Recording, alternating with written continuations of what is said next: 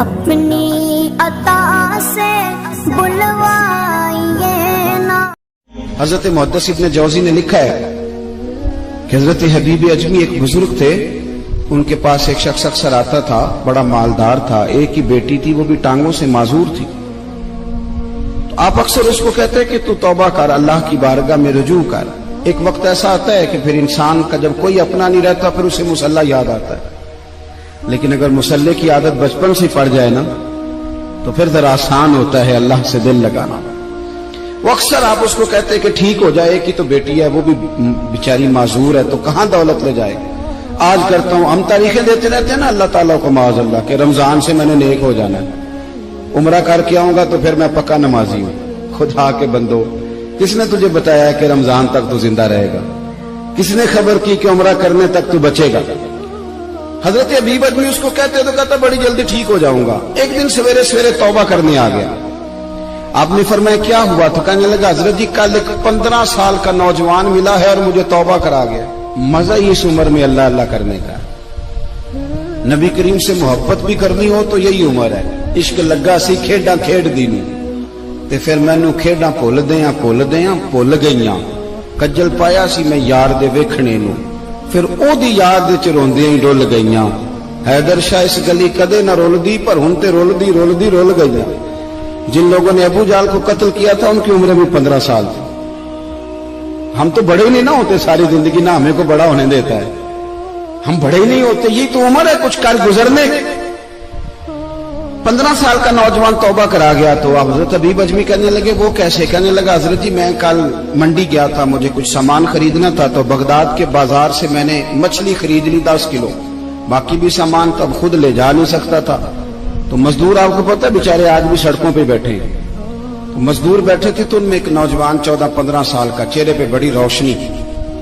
میں نے اس کو کہا بیٹے مزدوری کرو گے؟ کہنے لگا حضور مزدوری بھی کرتا ہوں، پڑھائی بھی کرتا ہوں، اور جو اللہ کو منظور ہو اس کی عبادت بھی کرتا ہوں۔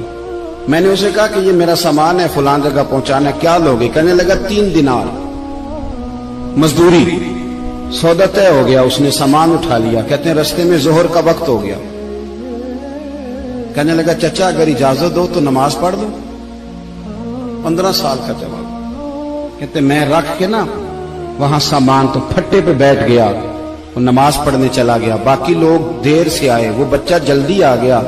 میں نے کہا بیٹے آپ جلدی آ گئے؟ کہنے لگے نفل چھوڑ دیے، اب یہی نہ سمجھ لیں کہ کام چور ہے، میں بعد میں پڑھ لوں گا۔ کہتے ہیں وہ دوپہر کا وقت، رمضان بھی نہیں تھا، میں اس بچے کو نوجوان گھر لے گیا اور میں نے اپنی بیوی سے کہا کہ بڑا نیک ہے، نمازی ہے، اور راستے میں یہ بھی ہوا ہے کہ میں نے اسے ایک دفعہ کہا ہے کہ یہ مجھے تھوڑی دیر کے لیے دے دو، گرمی بڑی ہے، تمہیں پسینہ آ رہا ہے، میں اٹھا لیتا ہوں۔ کہنے لگا نہیں چچا میں رزق حلال کھاتا ہوں، اگر آپ اٹھائیں گے تو میں 3 دینار مزدوری پوری نہیں لوں گا، پھر پیسے کم کروں گا، میں نے طے کیا ہے کہ اٹھاؤں گا۔ تو کہتے ہیں میں نے اپنی بیوی کو بتایا تو بڑی متاثر ہوئی، کہنے لگی دوپہر کا کھانا پک گیا، اسے کو روٹی کھا لے، رمضان بھی نہیں تھا۔ کہتے میں باہر نکلا، اس کو 3 دینار تھمائے، تو میں نے کہا بیٹے ایک بات میری مانو گے؟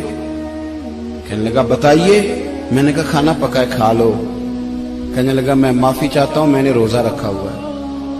حضور نے حکم دیا، حکم نبی کریم نے حکم دیا، بخاری مسلم کی حدیث ہے، فرمایا نوجوانوں اگر تمہارے پاس طاقت ہے تو نکاح کر لو ورنہ روزے رکھو۔ حکم دیا، یا نکاح اور یا روزے، یہ سرکار کا حکم ہے۔ بھائی نفلی روزہ نفس کی قوتوں کو کچلتا ہے، انسان میں نورانیت اور روحانیت لاتا ہے۔ کہتے وہ کہنے لگا میں نے روزہ رکھا ہے، میں اور متاثر ہو گیا۔ میں نے کہا اب کیا کرو گے؟ کہیں اور جانا ہے؟ کہنے لگا نہیں، میں جس دن 3 دینار کما لیتا ہوں پھر میں مزید لالچ نہیں کرتا، باقی وقت یا قرآن مجید پڑھتا رہتا ہوں یا نبی پاک پہ درود شریف پڑھتا رہتا ہوں۔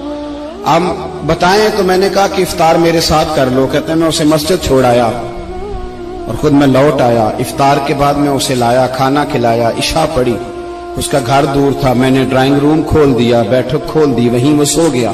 میری 20 سال کی معذور بچی کبھی چل نہیں سکتی تھی، کوئی طبیب کوئی حکیم میں نے چھوڑا نہیں تھا اس کو دکھایا نہ ہو، ایک ہی بیٹی وہ بھی معذور پیدائشی۔ اس کے کمرے میں گئے، میاں بیوی سے کھانا کھلا اور بتایا بیٹے ایک نوجوان ہے بڑا نیک ہے ہمارے گھر میں، آج بڑا پرہیزگار۔ پتہ ہے حضور نے کیا فرمایا؟ नबी करीम फरमाते हैं जब नौजवान उठ के तहज्जुद पढ़ता है ना नौजवान, तो अल्लाह फरिश्तों के सामने उस नौजवान पर फख्र फरमाता है। अल्लाह फख्र करता है कि उमर देखो देखो ये मेरी बारगाह, अल्लाह फख्र करता है। अल्लाह यानी खुदा खुद मीर मजलिस बूद, अल्लाह फख्र करता है। आप सोचे,